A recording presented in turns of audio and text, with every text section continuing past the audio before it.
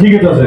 ঈদ মানে সালমান খান, এবং সালমান খান গ্যাপ গেছে, জায়েদ খান গ্যাপটা পুষিয়ে দিয়েছে, এই তো নিয়ে সালমান খান রিলিজ হয়নি, এই জন্য ঈদ মানে তো সালমান খান, আর দিওয়ালি মানে তো শাহরুখ খান। সালমান খান যেহেতু আসেনি, আমি এসে ঈদটা পুরো পুষাই দিই তোমাদের।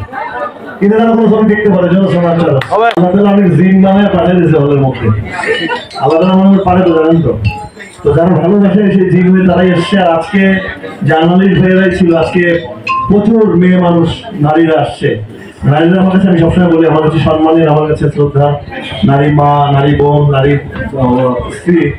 তো আমি এই জন্য নারীদেরকে সবসময় সম্মানের জায়গায় রাখি। মানুষ যদি বলো নারী জায়েদ খানে আটকায়, ওই আটকায়, তো এই ফান।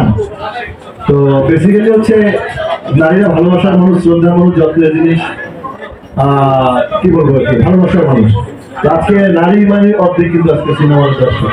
তো আমার মনে হয় সবাই ভালোবাসছে, ছবির গল্পটা পছন্দ করছে, সবাই দেখছে, সবাই দেখার জন্য আসলে সব হলে মানুষের এই সময়ে দর্শক একেবারেই খরা, সেখানে মানুষ সমাচার দেখছে। এটা আমি lucky, I am blessed by almighty Allah. ভাড়া করে নিয়ে আসা হচ্ছে, মানে এটা কি সত্য না মিথ্যা?